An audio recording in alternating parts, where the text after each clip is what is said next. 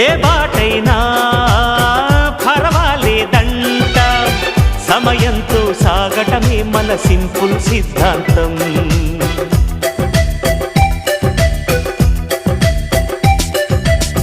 చిరుగాలికి పరిమళమిచ్చే సిరిమల్లెల వనమై ఉందాం, గగనాన్ని నేలను కలిపే హరివిల్లుల బంతెన అవుదాం.